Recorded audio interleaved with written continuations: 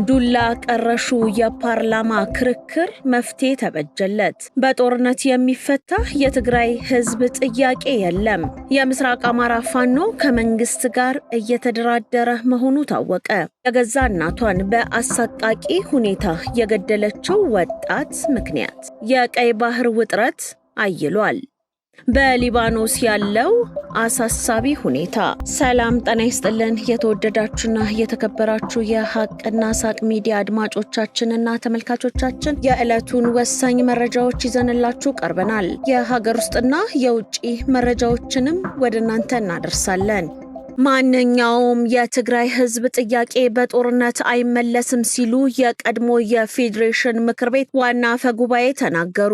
ካሁን በኋላ ደሙን የሚያፈስ አንድም ወጣት የለም ብለዋል። የትግራይ ህዝብ ጦርነት አንገፍግፎታል ያሉት ወይዘሮ ኬሪያ ኢብራሂም የትግራይ ህዝብ ጦርነትን ሽሽት እየተሰደደ መሆኑን ጠቁመዋል። ማንኛውም የትግራይ ህዝብ ጥያቄ በጦርነት ሳይሆን ሰላማዊ በሆነ መንገድ ዲሞክራሲያዊ በሆነ መንገድ ተወያይተን ተመካክረን መፍታት ነው ያለብን እንጂ ካሁን በኋላ ደም አንከፍልም ብሎ እየመጣ ነው።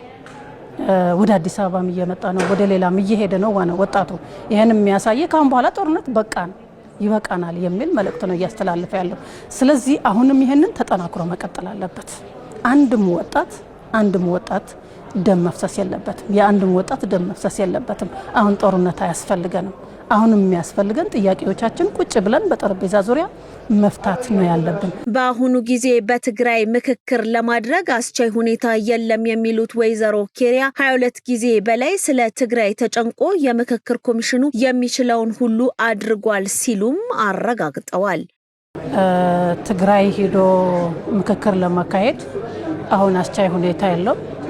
ለሀገራዊ ኮሚሽን ብቻ ሳይሆን ፌደራል እንደ ፌደራል ሌሎች ተቋማትም በትግራይ ላይ ሊሰሩት የሚገባ ስራዎች ታች ወርደው ለመስራት በጣም አዳጋች ነው። ያው የምክክር ኮሚሽኑ 22 ጊዜ ስለ ትግራይ እንዲህ ተጨንቆ ትግራይ ያልተሳተፈችበት ሀገራዊ ምክክር ፋይዳ የለውም፣ ትርጉም የለውም፣ የተሟላም አይሆንም ብሎ ይህን ያህል ጥረት አድርጎ እዚህ ላይ መድረሱ ይህንን እርምጃ መውሰዱ ለኛ ለትግራውያንም ለትግራይ ህዝብም ትልቅ አክብሮት እንዳለው የሚያሳይ ነው። የምስራቅ አማራ ወሎ ፋኖ ለመንግስት እጅ ለመስጠት በየክፍለ ጦሩ እየመከረ እንደሚገኝ ታውቋል። የላስታ አሳምነው ጽጌ ኮርና የደጋው መብረቅ ኮር አባላት ትግሉ ተሽጧል፣ ለትግል ፈርቀዳጆች ለነ ፍቅሩ ሙልዬ ያልሆነ ትግል ለኛ ምናችን ነው በማለት በየክፍሉ እየመከሩ ይገኛሉ። እነምሬ ወዳጆም መቀሌ በተደጋጋሚ በመደወል የመፍረስ አደጋ ገጥሞናል፣ ጦሩ ከቁጥጥራችን ውጪ ሆኗል፣ ከፍተኛ ችግር ውስጥ ነን በማለት መናገራቸው ተሰምቷል።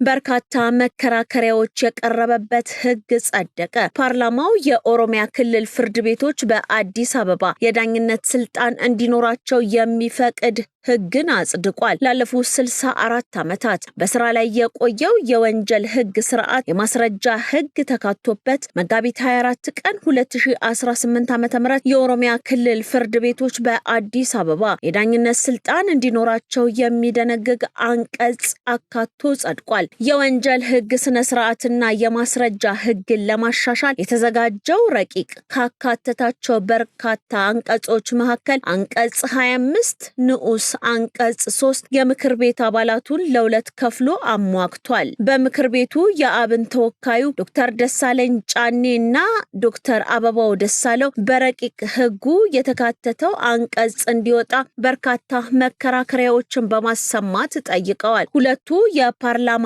አባላት ይህ አንቀጽ ከረቂቅ ህጉ እንዲወጣ ቢጠይቁም ሌላኛው የፓርላማ አባል ዶክተር አለሙ ጎንፋ ህገ መንግስቱን ጨምሮ ሌሎች መከራከሪያዎችን በመግለጽ ያንቀጹ መካተት አግባብ መሆኑን ተከራክረዋል።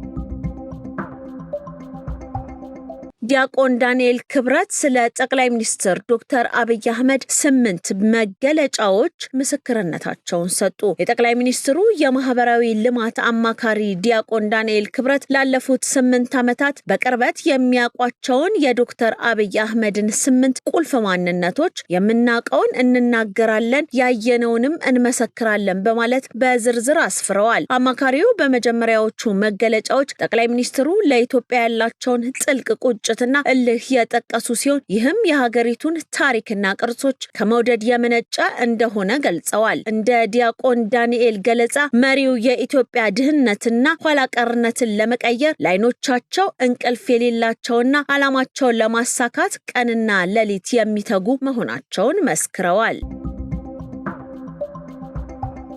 የገዛ እናቷን በአሰቃቂ ሁኔታ የገደለችን ልጅ በቁጥጥር ስር ማዋሉን የአድዋ ፖሊስ ገለጸ። ፖሊስ አሰቃቂ ግድያው የተፈጸመው መጋቢት 23 ቀን 2018 ዓ.ም ሌሊት ደብርቺ በተባለ ልዩ ቦታ መሆኑን ገልጿል። ወላጅ እናቷን በአሰቃቂ የገደለችው ወጣት በቁጥጥር ስር መዋሏን የገለጸው ፖሊስ የግድያው አፈጻጸምና ምክንያትን በማጣራት ሂደት ላይ ይገኛልም ተብሏል። የትግራይ አሰቃቂና አውዳሚ ጦርነትን ተከትሎ በክልሉ ታይተው የማይታወቁ አሰቃቂ የወንጀል ተግባራት ተበራክተዋል። በአሜሪካው ፕሬዝዳንት ዶናልድ ትራምፕ እና በፈረንሳዩ አቻቸው ኢማኑኤል ማክሮን መካከል ያለው ዲፕሎማሲያዊ ግንኙነት ዳግም ውጥረት ውስጥ ገብቷል። ትራምፕ ትናንትና በሰጡት አስተያየት በማክሮንና በባለቤታቸው ላይ ያፌዙ ሲሆን ማክሮን በበኩላቸው ጠንከር ያለ ምላሽን ሰጥተዋል። ዶናልድ ትራምፕ ትናንትና በነበረ አንድ ዝግጅት ላይ የፈረንሳዩ ፕሬዝዳንትና ባለቤታቸውን ብሪጅስ ማክሮንን አስመልክቶ የሚከተለውን ብለዋል። ለፈረንሳይ ማክሮን ስልክ ደወል ኩለት ባለቤቱ በጣም በክፉኛ ሁኔታ ነው የምትይዘው የምትቆጣጠረው። አሁንም ቢሆን በመንጋጋው ላይ ካረፈበት የቀኝ ጥፊ ገና እያገገመ ነው ብለዋል ትራምፕ። ይህ የትራምፕ ንግግር እንደ አውሮፓውያን አቆጣጠር በግንቦት 2025 ብሪጅት ማክሮን ባለቤታቸውን ሲገፈትሩት የሚያሳየውን ተንቀሳቃሽ ምስል ወይም ቪዲዮ መነሻ ያደረገ እንደሆነ ተነግሯል። የፈረንሳይ ፕሬዝዳንት ለዚህ ንግግር በሰጡት ምላሽ የትራምፕ አስተያየት ለዲፕሎማሲያዊ ግንኙነት የማይመጥን መሆኑን ገልጸዋል። ማክሮን የትራምፕ ንግግር ጨዋነት ያጎደለውና ደረጃውን ያልጠበቀ ነው ብለዋል። እንዲህ ያሉት የግል ጉዳዮች ዓለም አቀፍ ትኩረት ሊሰጣቸው ከሚገቡ የደህንነትና የዲፕሎማሲ ጉዳዮች ትኩረት የሚከፋፍሉ መሆናቸውን ጠቁመው ነው። ንግግሩ ምላሽ የሚገባው አይደለም በማለት ጉዳዩን ችላ ለማለት እንደመረጡም ገልጸዋል። ይህ በሁለቱ መሪዎች መካከል የተፈጠረው አለመግባባት በሁለቱ ሀገራት የቆየ ወዳጅነት ላይ ጥላ ሊያጠላ እንደሚችል እየተነገረ ይገኛል። በተለይም በዓለም አቀፍ መድረክ ላይ የሚታየው እንዲህ አይነቱ የግል ትንኮሳ የዲፕሎማሲያዊ ስርዓት የሚጥስ መሆኑ በብዙዎች ዘንድ ትችትን እያስነሳ ነው። በብሩንዲ የጥይት ማከማቻ መጋዘን ላይ በደረሰ ፍንዳታ የ13 ንጹህ ዜጎች ሕይወት አለፈ። በብሩንዲ ትልቁ ከተማ ቡጁምቡራ ውስጥ በሚገኝ የጥይት ማከማቻ ስፍራ ላይ በደረሰ ኃይለኛ ፍንዳታ ቢያንስ የ13 ሰዎች ሕይወት መጥፋቱ ተገልጿል። 3 ወታደሮችን ጨምሮ 57 ሰዎች በፍንዳታው ቆስለዋል። በፍንዳታ ቤቶችና የግል ተሽከርካሪዎች ጉዳት የደረሰባቸው ሲሆን ወታደራዊ ቁሳቁሶችና መገልገያዎች መውደማቸውንም ጦሩ ታውቋል። ፍንዳታዎቹ የተከሰቱት ማክሰኞ ማምሻውን በሙጋሳ ከተማ ዳርቻ በሚገኝ ተቋሙ ውስጥ ሲሆን የተከሰቱት በኤሌክትሪክ ችግር ነው ሲል የሰራዊቱ ቃል አቀባይ አስታውቋል። የአደጋው የዓይን እማኞች በከተማ ውስጥ 4 የተለያዩ ሰዎች መሞታቸውን ተናግረዋል። የደህንነት ምንጮች ለኤኤፍፒ የዜና ወኪል እንደገለጹት በደርዘን የሚቆጠሩ ሰዎች መሞታቸውን ነው።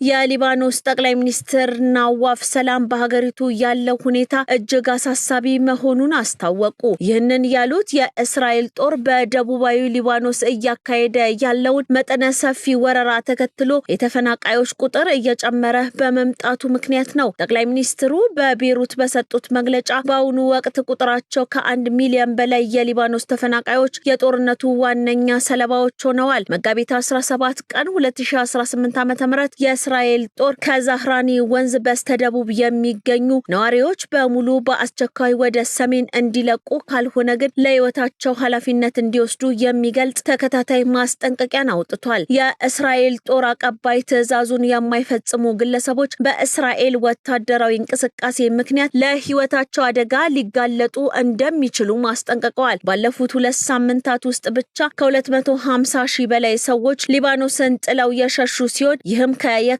ወር መጨረሻ አንጻር የ40 ከመቶ ጭማሪን አሳይቷል። የቀይ ባህር ከባድ ውጥረትና የአውስትራሊያ ድንገተኛ እገዳ በመካከለኛው ምስራቅ እየተባባሰ የመጣውን ግጭት ተከትሎ የየመኑ ሁቲዎች ባለፈው 1 ሳምንት ውስጥ ለሶስተኛ ጊዜ በእስራኤል ላይ የፕላስቲክ ሚሳኤል ጥቃት መሰንዘራቸውን አስታውቋል። ይህ በእንዲህ እንዳለ አውስትራሊያ በአሜሪካና በኢራን መካከል ባለው ጦርነት የሚሳተፉ የጦር አውሮፕላኖች በአየር ክልሏ እንዳይበሩ መከልከሏ ተሰምቷል። የአውስትራሊያ መከላከያ ሚኒስትር ኮሎኔል ሚካኤል ባውር ሀገራቸው የአሜሪካን ጥያቄ ውድቅ ያደረገችው በገለልተኝነት ፖሊሲ እንደምትመራ በመግለጽ እንደሆነ አስታውቋል። በአገሪቱ ሕግ መሰረት ማንኛውም የውጭ አውሮፕላን የበረራ ፍቃድ ከማግኘቱ በፊት ዓላማውን በግልጽ ማሳወቅ እንዳለበትም ጠቁመዋል። በመላው ዓለም የዛፍ ሰው ወይም ትሪማን በሚል መጠሪያ የሚታወቀው ባንግላዴሻዊው አቡል ባጃንዳር ከሚሰቃይበት አደገኛ የቆዳ በሽታ ለመገላገል እጆቹ እንዲቆረጡለት ያቀረበው ተማጽኖ በሐኪሞች ውድቅ ተደረገ። አቡል እጅግ አደገኛ በሆነው የዘር ውርስ በሽታ ምክንያት በእጆቹና በእግሮቹ ላይ እንደ ዛፍ ቅርፊት ያሉ ጠንካራ ቁስሎች ይበቅሉበታል። እንደ አውሮፓውያን አቆጣጠር በ2016 ጀምሮ ባደረጋቸው ከ25 ጊዜ በላይ ቀዶ ጥገናዎች በኪሎ ግራም የሚቆጠሩ ቅርፊቶች ቢወገዱለትም በሽታው በየጊዜ እያገረሸና ይበልጥ እየጠነከረ በመመላለሱ ለከፍተኛ ስቃይ ዳርጎታል። በደረሰበት የማይቋቋመው ህመም ምክንያት በ2019 ዓ.ም መተኛት አልቻልኩም፣ እባካችሁ እጆቼን ቆርጣችሁ ጣሉልኝና ከዚህ ስቃይ ገላግሉኝ ሲል በለቅሶ ተማጽኖ ነበር። በአሁኑ ወቅት አቡል ባጃንዳር በህይወት ቢገኝም እጆቹ ሳይቆረጡ አሁንም በዳካ ሜዲካል ኮሌጅ ሆስፒታል የህክምና ክትትል እያደረገ ይገኛል። የባንግላዴሽ መንግስት የህክምና ወጪው ሙሉ በሙሉ ቢሸፍንም ቅርፊቶቹ በየጊዜው እየበቀሉ ስለሚያስቸግሩት የዓለማችን አሳዛኙ የህክምና ፈተና ሆኖ ቀጥሏል። ይህ ታሪክ አንድ ሰው ሊሸከመው የሚችለው የመከራ ጥልቀትና ዘላቂ መፍትሄ የሌለው የዘር ውርስ በሽታ የሚያስከትለውን ስቃይ ለዓለም ህዝብ በግልጽ ያሳየ ሆኗል። የተወደዳችሁና የተከበራችሁ የሐቅና ሳቅ ሚዲያ አድማጮቻችንና ተመልካቾቻችን የዕለቱ ወሳኝ መረጃዎቻችን የተከታተላችሁትን ይመስል ነበረ። መልካም ጊዜ ይሁንላችሁ።